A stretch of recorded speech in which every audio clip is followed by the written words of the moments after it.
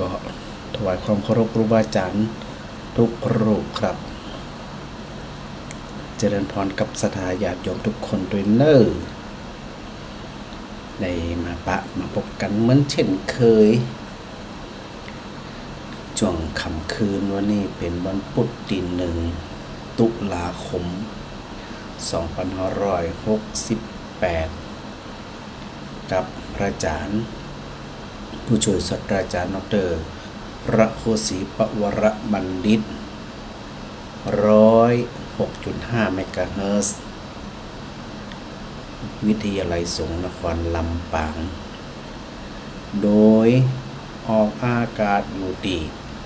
วัดอุทุมพรบ้านตาเดือพิชัยเมืองลำปาง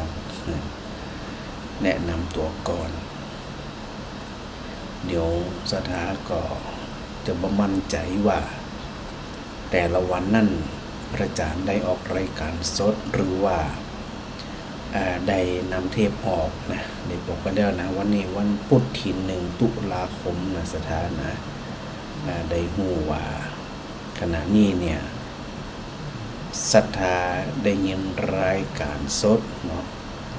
สามารถที่จะ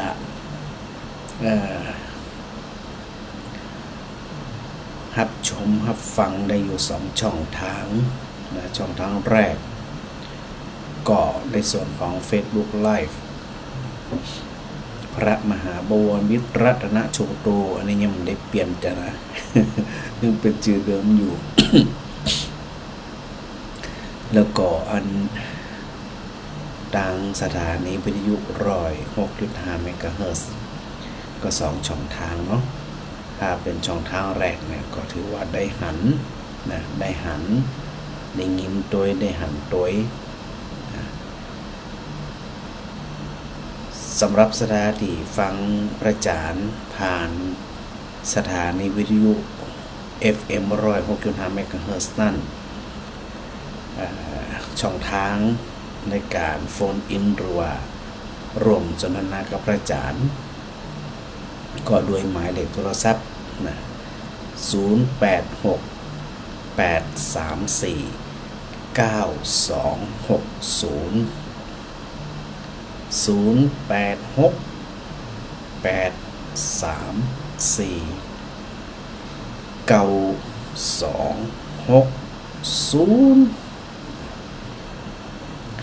บอกไว้เพื่อศรัทธาจะได้รวมสนทนาธรรมรวมจัดรายการไปพร้อมกับพระอาจารย์เนื่องจากว่าในช่วงค่ำคืนเราก็ได้โอกาสอันดีงามศรัทธากินข้าวน้ำจำข้าวแรงเรียบร้อยอาบน้ำอาบท่าเรียบร้อยนี่สบายอกสบายใจทุกเจ้าก็จะเสิร์ฟธรรมะถึงบ้านหรือว่าเป็นธรรมะเดลิเวอรี่เนาะถึงบ้านศรัทธาเลยเพื่อยังเพื่อที่จะอาศัยโอกาสอันเหมาะสมเนี่ยนะนี่เราทั้งหลายได้ถือโอกาสรับชมรับฟังในสาระธรรมกติธรรมแก่นธรรมนะเพื่อที่จะน้อมนำมาประพฤติปฏิบัติเนาะในเมืองแรกเดี๋ยวได้ฟังศรัทธาแจ้งผลการรับฟังสักกำหนึ่งเนาะจะได้รู้ว่ามันชัดฮัลโหลชัดเจนดีกว่าออกจะดีละออกจะดีแหละออกจะดีฝนตกดีก้ามันเลยออกดีมันเย็นสบายวันนี้บัดตกกะเป็นไงไปหาหมอมาน่ะกะไปหาหมอแล้วหมอเป็นหยัง คือได้ไงวะอันอีแม่มันได้เป็นบ้าอย่างโม่เพื่อจะนัดตัววันที่7เนาะ แล้วไปวันที่1ลาไว้ไปให้หมอว่าอีแม่พิษนักแม่พิษนักอยากจะมาแม่เลยมามันพักตะใกล้อีกไอ้แม่จะต้องมาวันที่7ไหนนะก็นี่กับหมอว่ามาแล้วก็แล้วไปใหญ่แม่ตัวไปใหญ่ ไปเบาหวาน อ๋ออากาศยังว่าเนาะเขาไปพิษนะแต่มันเหนื่อยหลายตู้หลายตังเนาะไปกับพิษก็ป่วยเลยได้ก็ได้เบาหวานไหม ไปเอายาเบาหวานนะกะอ๋ออาการเป็นว่าอีแม่ต้องไปหลายตู้เพราะมันมาขึ้นคอมพอพิษนัดเขาไปก่อนนะเนี่ยที่แต่เขาจะไปมันที่7ปุ่นในเตียวภาษาปุ่นเลยเป็นเรื่องปกติไหมเป็นเรื่องปกติอีแม่ก็เลยว่าพวกอีแม่จะเป็นสลืออีเนาะเพราะวันหน้ามันพวกบ้านนี่เนาะมันขึ้นก็ดีละอันได้ยามาเรียบร้อยเนาะก็ได้กับหมอพ่นอะไรออกห้องบ้านกันดีกันเปิดคือยามาหมดดีละจะได้ก็สุขภาพแข็งแรงเด้อฮอกเย็ดยางกันได้มาหมดดีละสาธุแม่เจ้าฮะแม่วันนะได้อะไรยังนี่แม่วันนะฮัลโหลได้หนังสือสวดมนต์หรือยังเจ้าได้แล้วเนอะได้ละกะนะเจ้าฉลองเนอะปิดซอยฉลองเลยเนอะเจ้าได้แล้วเนอะปิดซองนะปิดซอยอ่ะฮะได้แล้วเจ้าน่ะปิดซอยฉลองเลยแต่คืนนั้นท่องตัวแต่มันชอบหันหน้าอยู่เมาไปซอกในหน้านั้นอาจารย์บอกว่าเจ้ามันงงอยู่เจ้าต่อไปคงจะดีนะถ้าฝึกไปก็คงจะดีแล้วเจ้าดีละคุ้มละจะคุ้มเลยแหละสถาใดไปเราไปอ่านไปสวดเนื้อมันเนื้อเจ้าสาธุแม่สาธุเจ้าเดี๋ยวครับสักแห่งสองสายเนาะแม่อ้อยฮัลโหลท่านมาสการเจ้าสาธุเจ้าจะได้ไปไม่ได้นี่ไปไหนนะไปไหนไปวัดอุทุมพรไงมาลูกนี่มานี่มันได้เดินมากระไดก็ปะโอ้ไกลเดินมากระไดลูกนี่มาอันสะพานตาเดือเปิ่นซ่อมแซมอยู่ม้ามได้ก็ควายน้ำมากะตนาตีว่าทำนั้นไอ้ประดิษฐ์เป็นอยากเป็นขนมเนี่ยฮะอาจารย์ประดิษฐ์ก็มีมือม้วนไงอันนั้นไปต้องเปิดบ่ต้องข้ามหน้ามาไปตั้งข่ายกับบุ๋งเลี้ยวๆกะก็นั่นเนาะเดินเหมือนกันนะเดินที่สักตี 2เดินไปพอดีไปถึงปุ่นแจงพอดีเป็นว่าอันว่าบอกเขาเป็นวันถ้าทันอันมาจนทันครูมาทั้งนี้จะพาไปหื้อเนี่ยฝากได้กะเดี๋ยววันพรุ่งนี้มีงานกันมาได้ไปหัวมันพรุ่งมีสอบนักธรรมอยู่วัดบุญยวาดเจ้าเพราะว่าต้องไปดูแลเดี๋ยววันหลังถ้าวันใดว่างๆธรรมะเดี๋ยวจะแม่จะโทรบอกกับเจ้าถ้าสะดวกวันใดก็บอกพระอาจารย์เนอะเจ้าการนมัสการเนอะสาธุเจ้าขอทำสัก1สายหาแม่น้อยเจ้าอันโอ้แม่พังอยู่เนอะชัดเจนดีก่อชัดเจนดีดีละถ้าชัดเจนดีนี่นะกว่ามันชัดดีปักเจ้าบักคุกบักคักในสักเสียอากาศถ้าเจ้าถ้าฝนตกไม่เอาน้อยเนาะอื่นมาตีเป็นธรรมดาสถาฟังงานธรรมะมาเหมือนจิตใจสบายเดือดร้อนแต่ชัดก็ได้ชัดก็ได้เพลงแม่ตึ้งมาเปิดแม่ตึ้งจีเปิดเนี่ยเดี๋ยวนี้คนเฒ่าคนแก่ทีวีเปิดกับใจพอเพลงกับใจฟังทีวี2เสียงนอกเสียงหน้าก็ว่าหน้าเสียงหน้าเสียงแม่นี่เปิดซักเครื่องเลยตึ้งจะไม่เคยเปิดยิ่งเครียดยิ่งเปิดยิ่งเศร้าหมองเปิดเห็นดีกว่าฟังเทศฟังธรรมะไปปฏิบัติธรรมไปเดี๋ยวมันกำเสียกันเอาพระอาจารย์เนาะจ๊ะจะวันเสียก็มันกับมันบ่ค่อยได้แจ้งมันก็เป็นหยังก้าเนาะมันเดินได้เปิด ลูกซื้อมือใหม่เลยนะมันเปิดบักที่เดือนน่ะมันตึ้มจะมีใจใครพออ่ะมันมีใจใครพอแม่ไม่ใครฟังธรรมะเนี่ยวันถึงวัน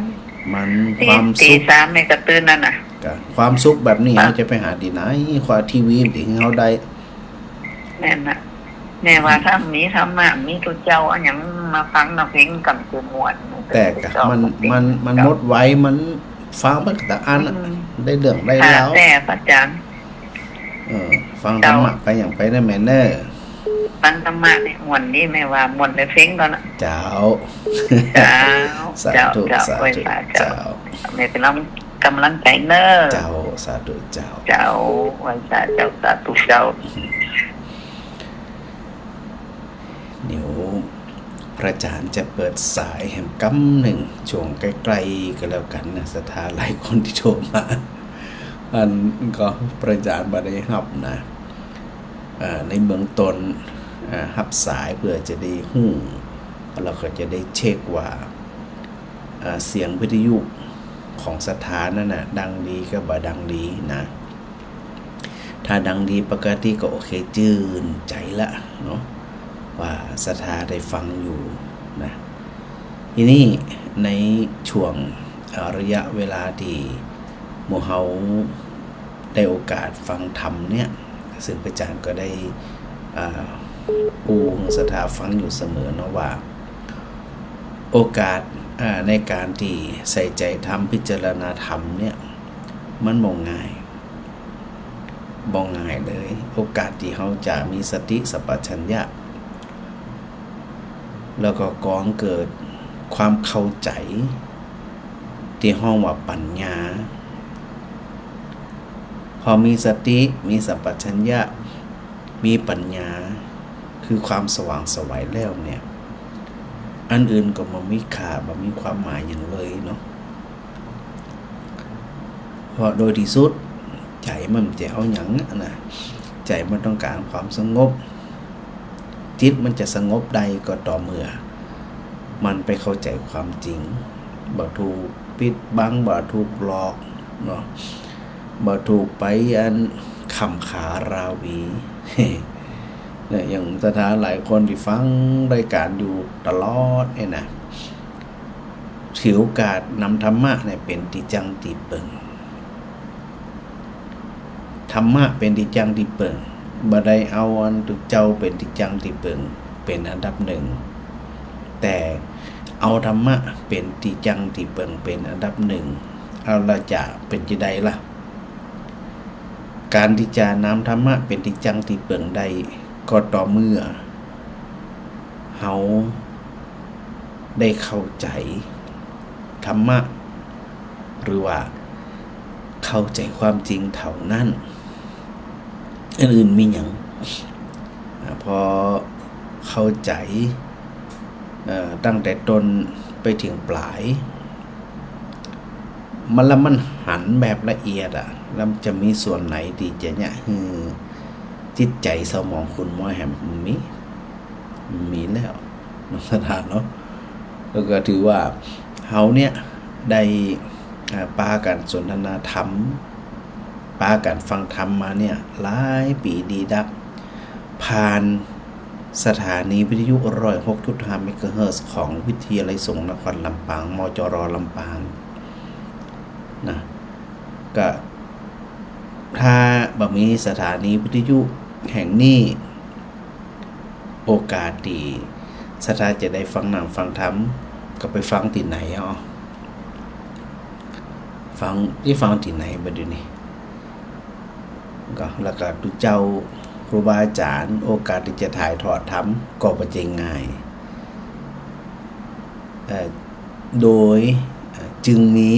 มีสถานีวิทยุของมจร.ลำปางเนี่ยเป็นตัวเชื่อมในการที่ให้ทุกเจ้าได้ทำหน้าที่เชื่อมให้ศรัทธาได้ฟังธรรมนำไปคิดนำไปพิจารณานำไปปฏิบัติก่อเกิดความสุขสงบใดเนี่ยถ้าบ่มีมจร.บ่มีสถานีวิทยุ แล้วจุเจ้าจะไปออกที่ไหนเนาะถ้าไปออกสถานีทั่วไปก็เอาสตางค์ไหนไปจ่ายกาชั่วโมงกาสถานีมีหมู่เฮาทั้งหลายจึงต้องกราบขอบพระคุณพระเดชพระคุณหลวงปู่พระธรรมลังการหลวงปู่จันทร์เฮาเนี่ยเป็นผู้ก่อตั้งลืมบ่ได้นะศรัทธาญาติโยมหลายคนหลายท่านอาจารย์ดร.จีรศักดิ์ปันลำตยครูบาอาจารย์ที่มีบทบาทในการดูแลโดยถ้าบ่มีหมู่นี้ก็บ่มีการฟังธรรมในสถานีวิทยุในลักษณะแบบนี้แล้วก็ฮือสถาได้ใส่ใจอยู่เสมอว่า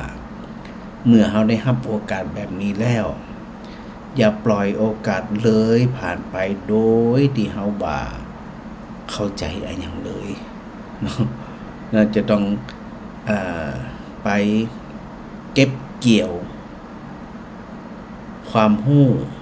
ความเข้าใจตามหลักพุทธธรรมอย่างเต็มที่แล้วก็พระอาจารย์เนี่ยก็ได้เปิดโอกาสฮือสถาเนี่ยนะได้ร่วมสนทนาธรรมกับพระอาจารย์บ่ว่าจะเป็นทางโทรศัพท์บ่ว่าจะเป็นทางทางไหนทางสถานีวิทยุ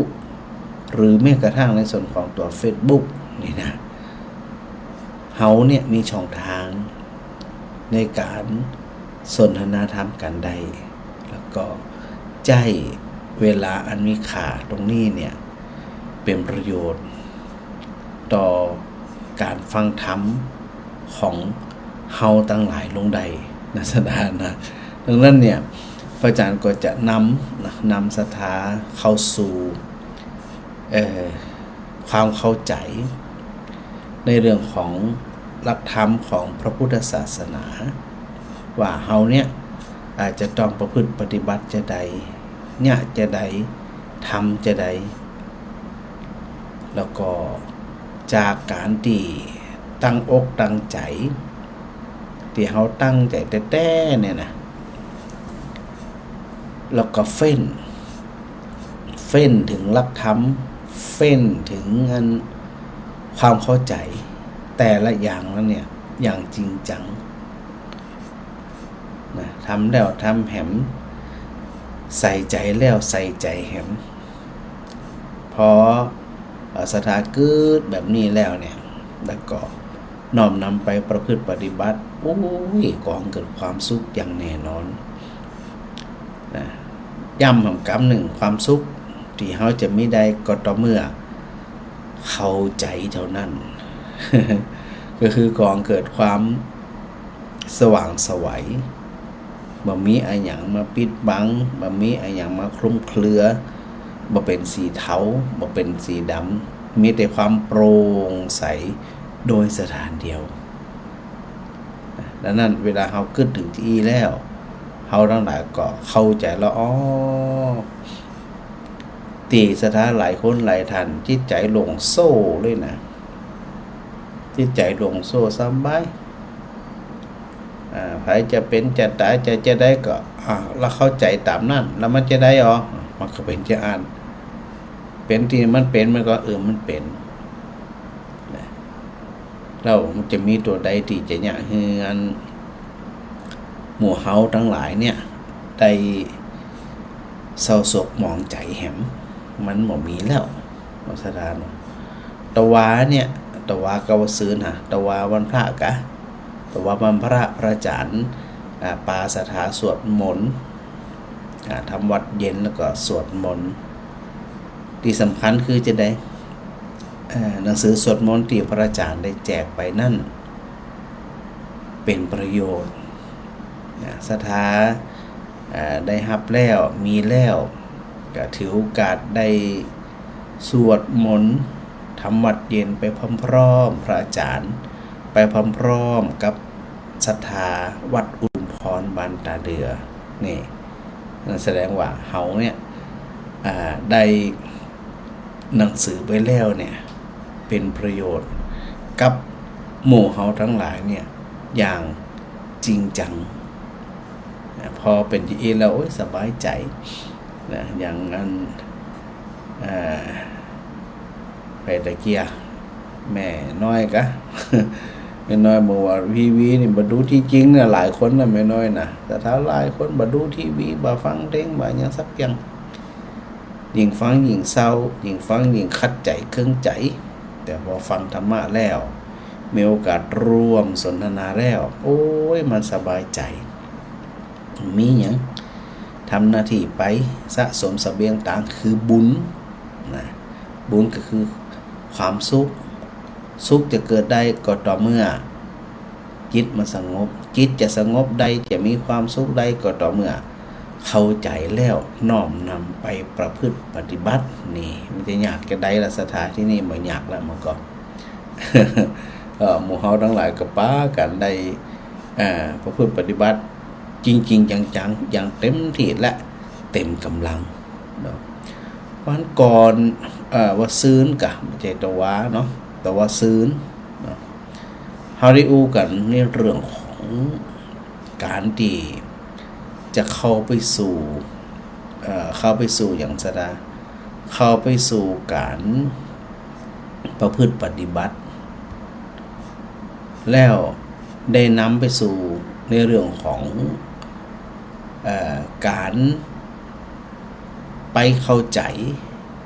ในเรื่องราวต่างๆโดยเฉพาะที่ได้อู้ถึงโพธิปัจจยธรรม37ใน7หมวดนั่นเนี่ยโดยหมวดแรก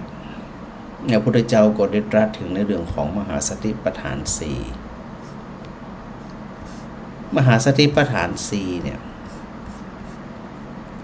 เวลาเราฟังแล้วเราก็นำไปปฏิบัตินี่นะตามกำลังของเราเนี่ยเขาจะเข้าใจว่าอ๋อ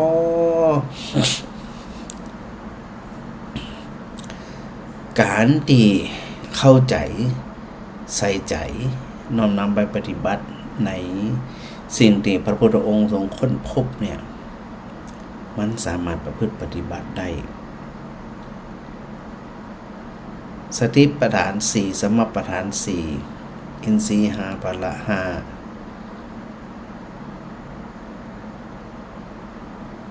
เวลาเฮาได้กึดจีไตรตรองจีเฮาก็ไหลไปทีละส่วนนะสถานะว่าจะได้เปิดถึงบอกว่าเวลาเข้าใจสิ่งทั้งหลายเหล่านี้แล้วจะไปลืมที่เฮาได้อู้กันครั้งแรกนั่นนะกายวิเวกจิตวิเวกอุปธิวิเวก แล้วก็นำไปสู่การประพฤติปฏิบัติลุ่มลึกไปโดยลำดับลักษณะธรรมของพระพุทธเจ้าจะเป็นแบบนี้ลุ่มลึกไปโดยลำดับ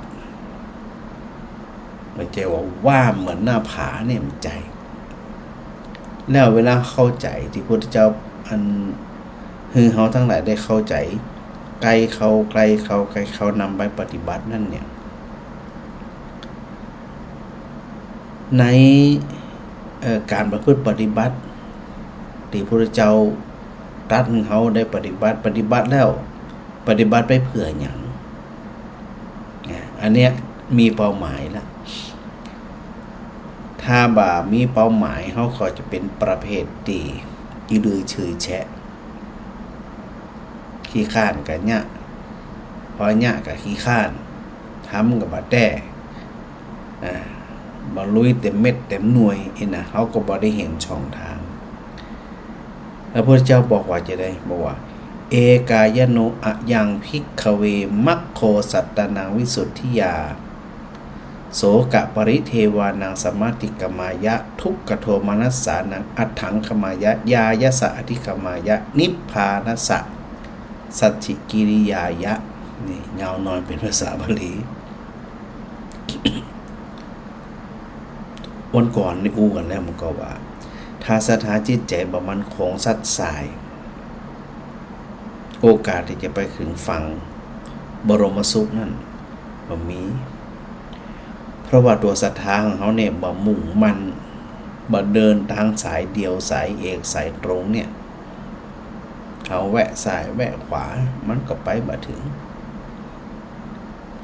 แล้วพระพุทธเจ้าตรัสไว้อีกว่าเธอทั้งหลายหนทางเส้นเนี่ยเป็นหนทางเอกแสดงว่าเป็นหนทางเยี่ยมที่จะยักคือเราเวนยสัตว์เราสัตว์เรามนุษย์ทั้งหลายเนี่ยจะมีความบริสุทธิ์แล้วจะมีความผ่องใสข้ามพ้นความเศร้าโศกความเสียใจความน้อยใจความร่ำไรรำพันเพื่อหยังเพื่อที่จะไปดับสูญเสียซึ่งทุกข์กายทุกข์ใจที่ห้องว่าทุกข์และโทมนัสเพื่อบรรลุธรรมที่ถูกต้อง เพื่อทำพระนิพพานถึงแจ้งคือสติปัฏฐานสี่กายวิเวกจิตวิเวกอุปธิวิเวกก็คือพอกับว่าพระเจ้าทรงยืนยันมาแล้วเส้นนี้นะเป็นทางเอกสถาบันต้องไปแวะไหนว่าต้องไปขนขวายหาที่ไหนทางเส้นนี้เราบ่ต้องไปเสียเวลาในการเดินทางที่พระอาจารย์ได้เคยยกตัวอย่างสถานที่มัวแสวงหาสำนักปฏิบัติมัวแสวงหาลัทธิอื่นอย่างอื่นนี่นะเสียเวลาสุดท้ายก็มาจบที่ความเข้าใจ เข้าใจที่พระพุทธเจ้าบอกว่าหนทางนี้เส้นนี้เส้นเดียวเป็นทางเอกเลยเป็นทางตรงเลยเวลาที่พระพุทธเจ้าทรงตรัสที่เนี่ยว่าเพื่อก้าวล่วงเพื่อพ้นความเศร้าโศกทุกข์กายทุกข์ใจก็แสดงว่าการเวียนว่ายตายเกิดของแต่ละคนนั่นบ่ปลอดจากความทุกข์บ่พ้นจากความเศร้าโศกเสียใจน้อยใจรำพึงรำพันใจวิตกกังวลใจมันจิพ้นแล้วตรัสชี้แนะว่าทางเนี่ยเป็นทางที่ถูกต้องทางถูกต้องก็คือบ่ผิดเพี้ยนเดินไปตึกกำลังเป็นห่วงสถาบางท่านนะว่าจิตใจไขว่เขวนะเดินทางแล้วชอบแวะที่พระพุทธเจ้าตรัสเปรียบเทียบว่าชอบแวะข้างทางมีดอกไม้งามๆแวะพอเหียนี่แหละมีดอกไม้หอมๆแวะดมเหียมีอันสระน้ำเย็นๆแวะลงน้ำเหียมีศาลาห่มๆแวะนั่งแวะนอนแวะรับเหียนี่แหละเดินทางต่อไปจะได้อาสดามันไปมันได้ละเพราะมันไม่เพลิดเพลินถามว่าสิ่งทั้งหลายเหล่านั้นไม่ว่าจะเป็นสระน้ำงามก็ตามดอกไม้ที่งดงามกลิ่นหอมก็ตาม เป็นเพียงชั่วคราวชั่วครู่ชั่วยามเมื่อใจอันเป็นติเปิงได้ตลอด ถ้าจะไปลืมแต่ละคนนี่ล้วนปรารถนาถ้าสมมติเขาแวะเขาติดใจนะแต่ละคนล้วนปรารถนามันก็สมมติว่ามีดอกไม้อยู่ก่อหนึ่งดอกอย่างนี้ดอกมะลิก็ตามดอกกุหลาบก็ตามกุหลาบก็ละกันเนาะมันใหญ่หำน้อยหนึ่งมันมีอยู่ต้นหนึ่งอยู่ก่อหนึ่งกะว่ามันมีสัก10 ดอกงามๆนี่นะเหมาะขนาดเลยเฮากับใครใดเฮากับใครเชยชมเฮากับใครหันเฮากับใครเป็นเจ้าของแต่จะไปลืมนะมันจะมีแค่ตัวเฮามันจะมีแค่10 คนนะมันมีเป็นร้อยเป็นพันเป็นหมื่นเป็นแสนอยากเชยชมอยากเป็นเจ้าของดอกกุหลาบนั่นธรรมชาติของปุถุชนคือจะได้อยากได้และต้องได้แต่ของมันมีจำกัดนี่จะได้ลูก มือถลอกปอกเปิกบ่หัวน้ำเป็นเย็นแดมอย่างจะได้หัวแต่ใจเนี่ยมันต้องการครอบครอง มันจะเอาหุ่นใดอันนี้คือแวะทั้งที่ดอกไม้นั่นกับปัจจัยของตัวเก่าแต่บางทีเขาไปทึกทักว่าเป็นเฮาเป็นของเฮาเพราะเฮาหันก่อนเพราะเฮามาถึงก่อนเพราะเฮาไขได้ก่อนนี่นะโลกันหูร่างคางแตกหิมตายหมอหูน้ำหมอหูยังหมอเดือนอาบแต่ละคนเดี๋ยวไปลูกกันแล้วสถาเขาต้องขึ้นพอกันแล้วกันว่าต่างคนต่างมายอมเนี่ยไผมีความสุขของไผได้ครอบครองของมีแล้วหลูหิมตายดอกไม้ก่อเหี่ยวก่อเฉาก่อลุกก่อลุยจากของงามๆหอมๆนะตอนหลูกันมานี่นะพอมันเหี่ยวเฉาลงหมดความหมายแล้วกลีบดอกกุหลาบที่เขาไปแย่งมาหิมตายมือถลอกปอกเปิกหัวร่างคางแตกเอามากำอยู่ในมือจนมันเน่าขำมือเหม็น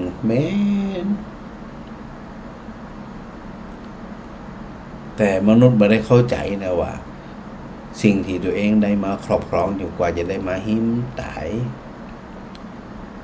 พอได้มาแทนที่จะเชยชมแบบมีของหอมมีของงามมางามแล้วพอมันแค่กลีบเดียวมันแค่สีกเดียว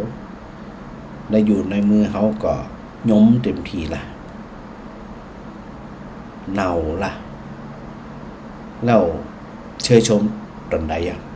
แต่ตอนเขาลูกกันเนี่ยเพื่อความสะใจเพื่อเอาชนะว่าเขานี่เก่งเขาลูกมาได้สมมุติเขาได้มาเป็นดอกก็จริงสมมุตินะพอได้มาเสร็จเรียบร้อยแล้วคิดก็ว่าจะแบบมีคนมาหลู่มีคนมาหมายปองสถาก็ไปใส่ที่ไหนสมมุติได้มาแล้วมีคนหลู่เลยนะเขามีกำลังเขามีเอาไปใส่ในไหนเอาไปใส่ในแจกัน3 วัน5 วันมาเกิน7 วันมันร่วงโรยหมดดอกกุหลาบนั่นนะเหลือสักใบสักกลีบแล้วการที่เขาไปแจกในใจการนั้นมันไม่สุดท้ายจะได้คว้างเป็นสัจธรรมที่พระพุทธเจ้าคือเขาทั้งหลายได้ไปเข้าใจแต่เนี่ยนะสถานะไปเข้าใจแต่ที่พระพุทธเจ้าบอกว่าเพื่อที่จะข้ามพ้นการทะเลาะเบาะแว้งข้ามพ้นการช่วงชิงกัน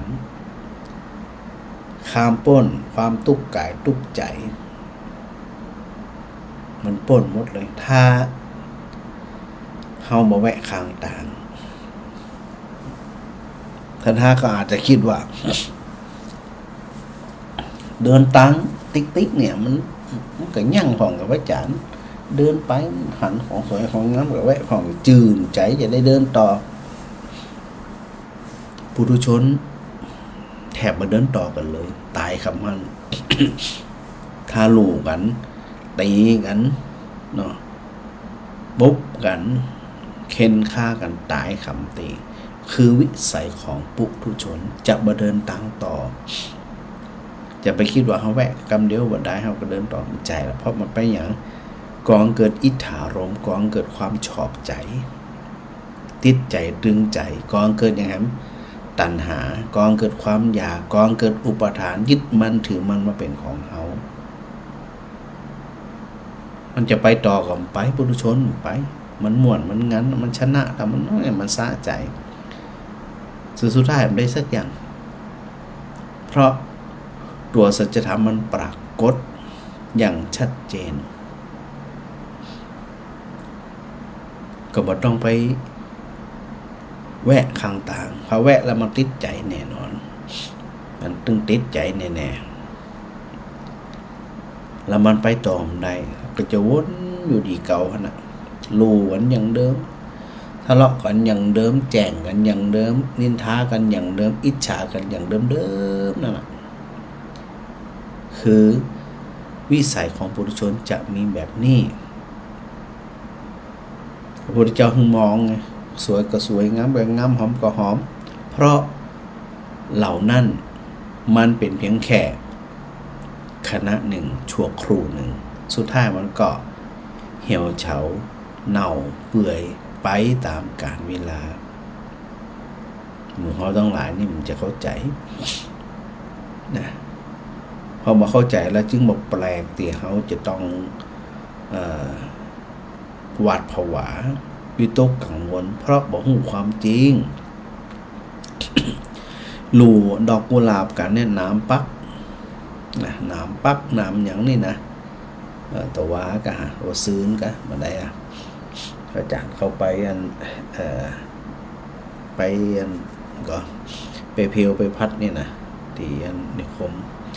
หนามมันปักยังเอาออกได้ดอมเดียวนี่นะตอนเรามันปวดดิดอะขนาดหนามปักน้อยเดียวอ่ะมันยังปวดมาถึงเดี๋ยวนี้กี่วันละวัน2 วันแล้วกะ3 วันแล้วกะแต่ถ้าเป็นดอกกุหลาบเราไม่รู้กันนี่อนาสถานะมันจะหาความสุขบ่ได้ละมันจะเจ็บปวดเฉพาะหนามกุหลาบเท่านั้นมันอาจจะก่อเกิดการเจ็บใจถ้าสมมติเขารู้แล้วบ่ได้การคนอื่นผูกอาฆาตถ้าบ่ได้นะผูกอาฆาตนะมันรู้ค่าอย่างค่าไปสักกรรมดูรู้กันแท้รู้กันว่าย่ำตีนย่ำขาย่ำตัวย่ำหัวค่านู่ป้อมหันหัวหันตีนกันนะอาฆาตมาตราพยาบาทจองกรรมจองเวรนี่แหละสถานที่บนห้องว่าเจ้ากรรมนายเวรที่แท้จริงคือตัวใจเขาที่พระพุทธเจ้าตรัสถึงในเรื่องของตัวยึดมั่นถือมั่นในเรื่องของตัวอุปาทานเพราะมันไปยึดมันจึงมีเจ้ากรรมนายเวรถ้ามายึดเจ้ากรรมนายเวรบ่มีโอกาสได้พุทธได้เกิดในวิถีการเดินทางเวียนว่ายตายเกิดในแต่ละภพของเฮาทั้งหลายเลยมันจะมาจิใดสถาวะเจ้ากรรมในเวรเกิดบ่ได้เลยนั่นวิธีการแหมวิธีการหนึ่งก็โดยการไปเข้าใจเหีย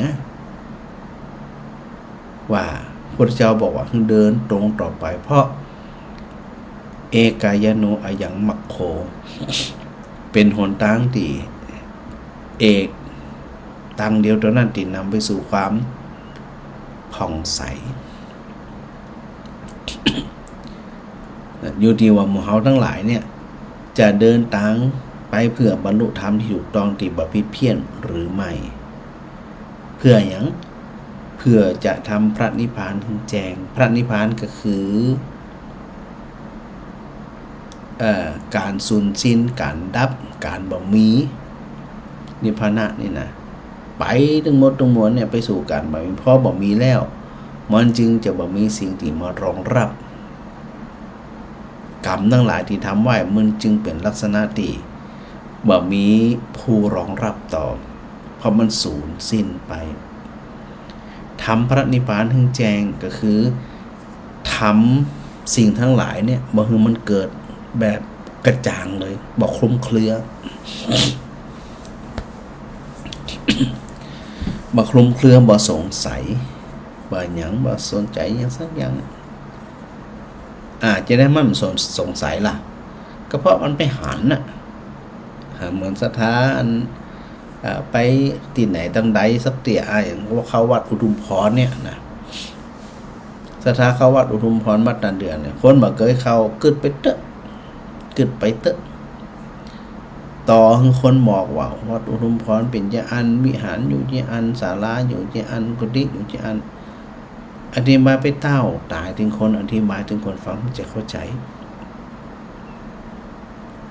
ต่อคือคนเอาพายหูมาคือเขาพอห้อมเคยเข้า เขาหารหุบแต่เขาเกิดบอกกระจ่างแจ้งหรอก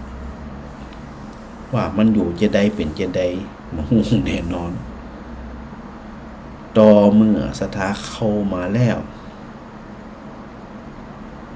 ศรัทธาถึงจะหูแล้วนะว่าอ๋อวัดอุดมพรเป็นที่อีวิหารอยู่ตรงนี้โบสถ์อยู่ตรงนี้ศาลาอยู่ตรงนี้ประตูวัดอยู่ตรงนี้ศรัทธาหาแล้วมันก็ถ้าบ่อันศรัทธาจะหันจะได้นี่เพิ่นห้องว่าทำพระนิพพานให้แจ้งเหมือนกับเขามาหันว่าแล้วมันแจ้งสว่างสวัยทะลุปลุกโปร่งหันแล้วเวลาเฮาอันไปเข้าใจแบบนี้นะสถานะมันจึงจะบ่มีอะไรอย่างมาเคลือบแคลงถึงแล้ววิธีการก็คือต้องหันด้วยตัวเองต้องสัมผัสด้วยตัวเองเท่านั้น บอกคนอื่นมาพอไปพอแล้วมาเล่าให้ฟังว่าตอนนั้นจะสถานี่เป็นถึงว่าทำพระนิพพานให้แจ้งลดความสงสัยวิธีกิจฉาบอกเกิดขึ้นทำแล้วบ่สงสัยบาปบ่สงสัยบุญบ่สงสัยนรกสวรรค์เพราะมั่นใจนะแล้วพระพุทธเจ้าก็ตรัสต่อหั่นนะสถานะว่าทางเอกยโนอยังมัคโคเอกยโนอยังภิกขเวมัคโคเนี่ยคนตามเป็นทางเอกที่นำไปสู่ความหลุดพ้นจากความทุกข์ความโศกความลำไรลำบันความเสียใจความน้อยใจอย่างต่างๆนี่นะมันจะพ้นได้ก็ต่อเมื่อยังจัตตารโอสติปัฏฐานาสติปัฏฐานทั้งสี่และมีอะไรอย่างพ้องกายเวทนาจิตและกธรรมภาษาบาลีในสติปัฏฐานสูตรบนบอกอิทาภิกขเวภิกขุกายเยกายานุปัสสิวิหารติอาตาปีสัมปชานโนสติมาวินัยะโลเกอภิชาโทมนัสสังอันนี้ตัวแรกตัวที่สองก็คือเวทนาสุเวทานุปัสสีตัวที่สามคือจิตเตจิตานุปัสสีตัวที่สี่สุดท้ายธรรมเมสุธรรมานุปัสสีแต่พระองค์จะสรุปเหมือนกันหมดว่าวิหารติอาตาวิสัมปชานโนสติมาวินัยะโลเกอภิชาโทมนัสสังอยู่ที่ว่าเขาจะเพียรพยายามในการศึกษาใส่ใจนำมาคิดพิจารณานำมาปฏิบัติด้วยตัวเขาแค่ไหนตัวแรกได้บอกศรัทธาอยู่เป็นระยะเรื่องของกายเยกายานุปัสสีวิหารติอาตาปิสัมปชานโนสติมาเนี่ยว่าการที่อยู่พิจารณาตามพิจารณาเห็นกายในกายนั่นเนี่ยมันต้องอยู่ในลักษณะของอาตาปิสัมปชานโนสติมามีความเพียรพยายามอย่างยิ่งยวดมีความรู้ตัวรอบมีสติอยู่เสมอ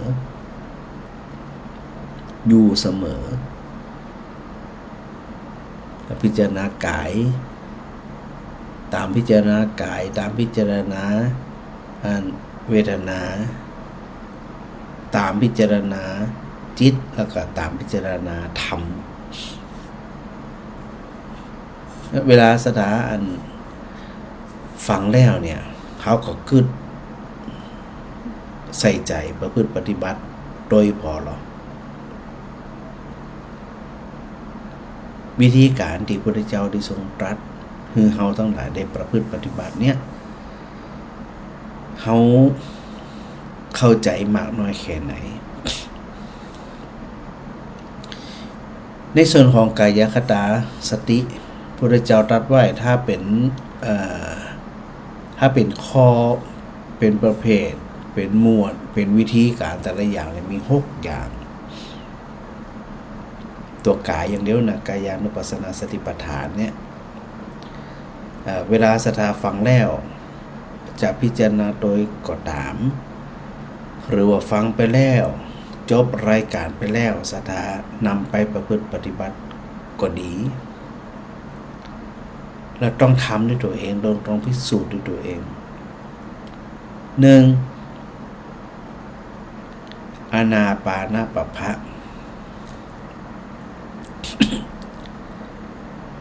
หรือว่า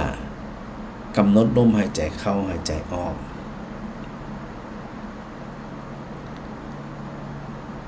เวลาเขากำหนดเนี่ยเขาก็จะไปหันเนาะว่านักปฏิบัติก็ตามนักวิทยาศาสตร์ก็ตามนำคนเนี่ยไปทดลองว่าคนที่มีสติใส่ใจไปหู้เท่าทันลมหายใจขณะนั้นว่ามันหายใจออกอยู่หรือว่ามันหายใจเข้าอยู่ ครับแหมกลุ่มหนึ่งทั่วไปบ่ฮู้ว่าลมหายใจเข้าบ่ฮู้ว่าลมหายใจออก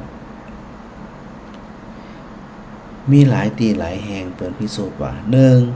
1คนที่จะกำหนดลมหายใจได้ชัดคนที่กำหนดลมหายใจได้ชัดเจนเนี่ยความทุกข์ความโศกเข้าถึงทิศยากมากที่ห้องว่าอารมณ์อื่นเข้ามากระทบอันเกิดจากสัญญาและสังขารสิ่งที่ได้คืออย่างตัวสมาธิโดยตัวสติโดยจิตบ่ได้วอกแวกจิตบ่ได้พลานไปรับอารมณ์อื่นๆเพราะใส่ใจอยู่เฉพาะลมหายใจเท่านั้นอันนี้ก็มีคุณูปการมหาศาลแล้วนะสถานะเพราะโดยความเป็นจริงเนี่ยเฮาทั้งหลายมีสติหู้เท่าบัดตันมันก็เผลอกับพลานแส่ไปหาอารมณ์ทั้งหลายแล้วก็ยะให้ใจของเราเองเนี่ยมันมีความสุขสงบใดๆเลยคิดไปสิ่งโน้นคิดไปสิ่งนี้หันถึงโน่นหันสิ่งนี้ชอบผ่องจังผ่องเหมือนที่พระอาจารย์ได้เปรียบเทียบว่าโดยธรรมชาติของปุถุชนแล้วอยากมีอยากครอบครองอยากรู้อยากเป็นเจ้าของรู้วันที่มันตายสุดท้ายมีไปได้สักคนหรือทะเลาะเบาะแว้งเข็นขาทุบตีกันก็ป้ากันตายคำหันพิการคำหันแต่สำหรับคนที่ใส่ใจเฉพาะ เฉพาะที่เขากำลังกำหนดอยู่นี่นะมันอยู่แบบนี้มันอยู่ต่ออีเมื่อใจบ่ไปสอดรับอารมณ์บ่ไปแสวงหาอารมณ์บ่ได้พลานไปหาอารมณ์ภายนอกแล้วมันก็อยู่กับตีพอจิตมันอยู่กับตีสิ่งที่โดยมาก็คืออย่างจิตมันต่อมจิตมันรวมจิตมันเป็นสมาธิโอ้ยจิตเป็นสมาธิคือจิตมีพลังอ่ะจิตมีพลังคือจิตแกร่งมีพลังจิตแกร่งสามารถที่จะไปกำราบอะไรอย่างก็ได้ไปจัดการอะไรอย่างก็ได้คำว่ากำราบไปจัดการคือไปจัดการความรู้สึกของตัวเองได้ทันทีทันใดเพราะมันกล้าแกร่งมันเข้มแข็งที่ได้อู้กันอยู่เสมอก็คือแกล้วกล้าอาจหาญฮึกเหิมจิตมันมีพลังนี่อย่างมากกระทบเฉยๆละสถาชอบก็จะอันนะ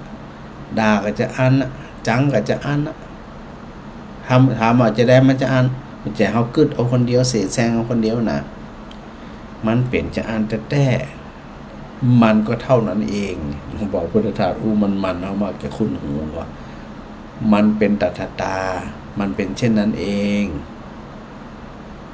มันไม่เป็นอย่างอื่นเลยเข้าใจแบบนี้สบายละว่าเวลาเราอยู่กับคนหมู่มากเมื่อเฮากำหนดลมหายใจเฮาชัดเจนขนาดนี้หันขนาดนี้อันนี้ในเบื้องต้นนะแค่หูว่า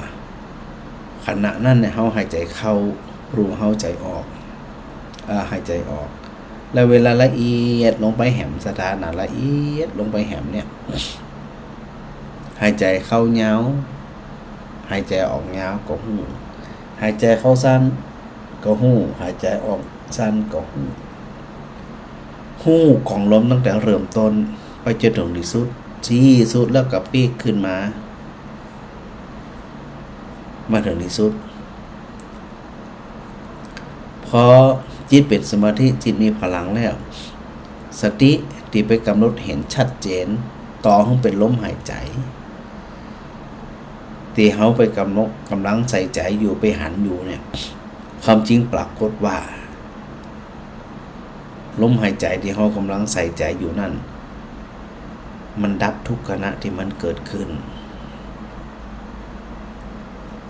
พอมันดับทุกขณะทุกที่มันเกิดขึ้นสติไปหู้เท่าทันปัญญาไปเข้าใจกระจ่างแจ้งว่ามันเกิดขึ้นมาได้มันก็ดับไปเหมือนนั่นพอปัญญาเกิดขึ้นที่อีจะไปยึดถือยึดมันถือมันก็เพราะคนเปิ่นมีปัญญามีความเข้าใจเปิ่นอย่าไปยึดละเพราะอย่างเพราะมันยึดบ่ใจได้มันยึดบ่ใจได้ มีใครยึดถึงสักคนนะในเมื่อมันยึดบ่ได้มันเกิดแล้วมันดับทันทีแล้วใจก็ถอยจากการยึดถือยึดมันถือมันอยากมีอยากเป็นอยากครอบครองมันวางลงคลายลงมันจะสู้เขาบ่ได้นะแต่ปัญญามันไปเข้าใจว่ามันเป็นที่มันเป็นที่เนี่ยเวลาสถานการณ์เกิดความเสียใจน้อยใจอย่างไรต่างมากระทบมาใดเนี่ยนะถ้าเขายังไขว่ยังเป๋เป็นไปตามนั้นอย่างแสดงว่าเขาไม่ได้เข้าใจสิ่งที่มันเกิดขึ้นซึ่งเป็นสัจธรรมเป็นปรมัตถธรรม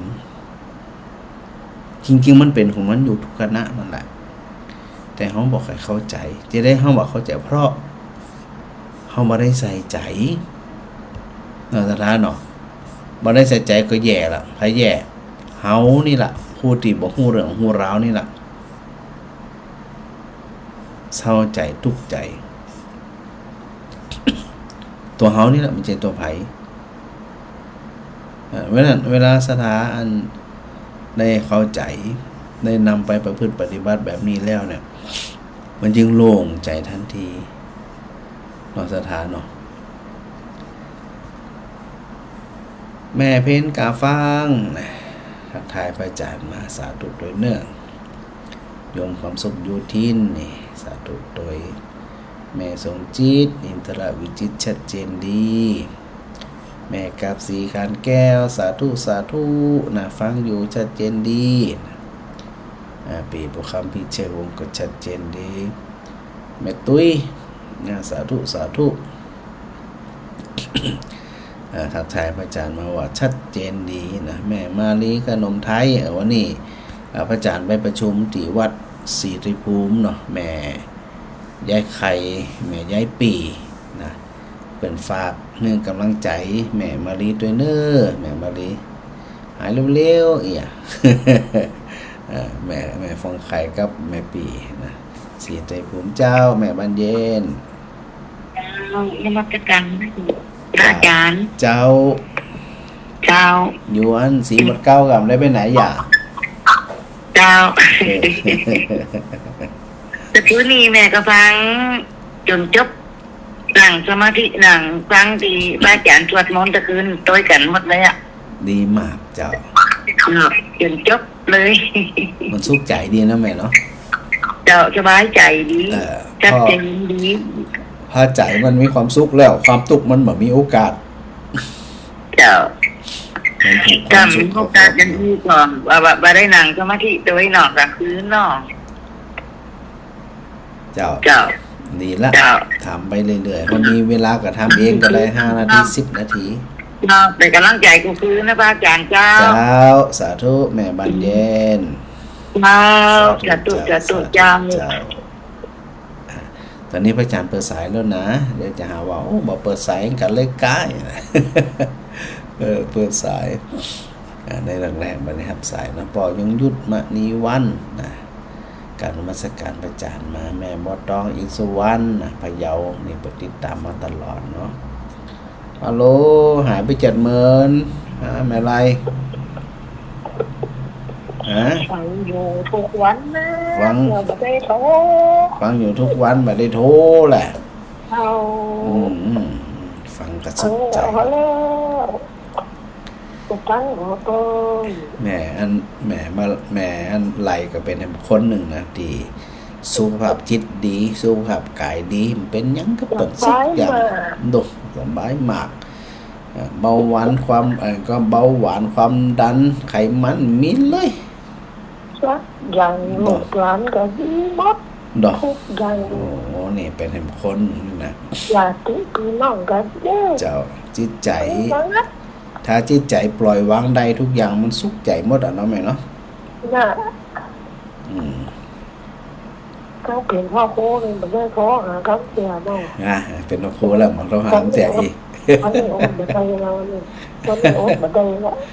เจ้ามันเป็นอย่างดีละแม่กำลังสุขภาพแข็งแรงดีก็ดีแล้วนะแม่เนอเจ้าสาธุแม่ไรนาบัวชาติเจ้าสาธุเจ้า เป็นกำลังใจกันอยู่ถึง1,000 ปีนะท่านนะแม่ชุติการดอดพยัญสาธุนะแล้วก็แม่สมจิตบันฝอนบันตานะได้การครบแล้วเจ้านี่สาธุโดยหนาได้อันหนังสือสวดมนต์แล้วเนาะแม่อันก็บ่เย็น พอลืมกันแล้วเนาะ จะลืมแต่รู้มันจำมาได้มันได้ จะลืม เราวันพุธยังไปสักวันเลย ไห้ อาจารย์ค่ะ มันไปดินไปไหนได้ขนาดสีไตรภูมิยังหาเวลาแบบเขายากส่งหลังนี่นะ เจ้า มัน เราจัดงานเลี้ยงใหญ่ๆได้เหรอวันที่ จัดเลี้ยงไงเดี๋ยวนี้กำลังจอมออมสินวันละบาทอยู่ พอค่ะวันละฟันนี่ค่ะ พระอาจารย์จอมวันละบาทสถาก็ต้องจ่วยจอมด้วยนะ แม่จอมมัน50 ตังค์เอาคนเท่ามีรายได้แล้วอย่างมาจอมหมอตึงวันนี้กินกับลูก ก็บอกประธานแสงดาวนะกะก็เลยอย่างประธานแสงดาว เจ้า ขอจะสืบจะตาอย่างวันที่19ในวันร้านสังดาวอ่ะ อ๋อดีว่าพระอาจารย์กับพุ่นเดี๋ยวรอทุกสิ่งทุกอย่างเดี๋ยวคาถาอันพระอาจารย์ก็วางทีเดียวพอได้ทุกอย่างมันเรียบร้อยแล้วพระอาจารย์ก็จะทำเรื่องขอพระราชทานวิสุงคามเสมาจะฟังลูกนิมิตเลยเจ้าถ้าจะใหญ่กันใหญ่ไปเลย อ๋อเดี๋ยวจะไปนอนจูบมาเลยเจ้าเตรียมพร้อมเดี๋ยวนี้ ห้องนอนห้องน้ำก็ปรับเรียบร้อยสถาบันตาเดือพร้อมเดี๋ยวนี้นะพร้อมหมดนอนจะล้าหลังใหญ่ให้จัดหม้อเนาะโอ้ต้องกลัวละปันเลิกเจ้าต้องห่วงเลยกระถินเนาะปีนี้เงียบไปเลยกฐินของพระอาจารย์เป็นวันที่18เสาร์ที่18เจ้าลืมบอกสถาไปหอลืมแต่ขอบคุณจัดหลายทางแม่พอดีอ่ะกะให้แม่ไปมันแม่หมอกเถินที่18โอ้ยยกเลิกพูดเลยมาเพ่คือต้องพูดบนเรื่องไปก่อน ไปก่อนได้กันมาก่อนกันได้ เดี๋ยวคือประธานแสงดาวไปกะเจ้ามาก่อนกันได้แต่ดูพระอาจารย์ลืมเมาอันเนี่ยก็เอาเบอร์บัญชีออกตั้งหลังฉากลืมไปดูขอบคุณแม่บุญเย็นด้วยกฐินวันที่กฐินวัดอุทุมพรวันเสาร์ที่18ตุลาคมณสถานพ สะดวกก็มาบ่สะดวกก็เดี๋ยวตาม เดี๋ยวไอ้แม่เฮอตัวแทนไปเนาะได้เลยบอกแสงดาวจอมพบสินมาแล้วนะเจ้าดีละสาธุเจ้าสาธุเจ้าสีไรภูมิดูเหมือนจะเป็นเสาสี่ถ้าจำมาผิดนะเขาไปอู้กันว่านี่ละเนาะเป็นกฐินสามัคคีเหมือนกันเนาะสถานเนาะสะดวกจะได้กับไปตัดท่านนะแต่พระอาจารย์ก็จะไปทั้ง2 ตีนั่นนะวัดทุพรต้องไปอยู่คำตีอยู่แล้วเนาะอุณหภูมิวันที่18เนี่ยเสาร์ที่18ไปสะดวกก็มาร่วมทำบุญได้เลย หรือถ้าบัตรสะดวกก็เดี๋ยวโอนเข้าบัญชีเดี๋ยวพระอาจารย์จะขึ้นเบอร์บัญชีซึ่งเป็น e-donation สถานะสแกนเขาก็ได้ยังก็ได้เนาะสามารถร่วมทำบุญเข้าผ่านบัญชีของวัดอุทุมพรได้เลยนะเดี๋ยววันผูกวันฮือก่อนวันไหนสะดวกพระอาจารย์ก็จะได้แจ้งเอาสะดวกว่านะสถานะ แม่มาไล่ดีแก้วนี่ มาสการพระอาจารย์เจ้าแม่ฟังอยู่เน้อนะสาธุถึงเน้อแม่มาไล่แม่แดงนะแม่อันปัดไว้สีขจรคำในส่งเขาอย่างที่พระอาจารย์บอกส่งเขาตึ้งวันแม่แดงแม่ดวนนี่นะพระอาจารย์กับจุดเจ้าปากันฉีดขี่แต่คู่นาอันนี้ก็นา600เรียบร้อยละเอาวันละนานะทีละน้อยแล้วนะเพราะว่าดูคนเท่ากว่าเป็นหมื่นมันเต่า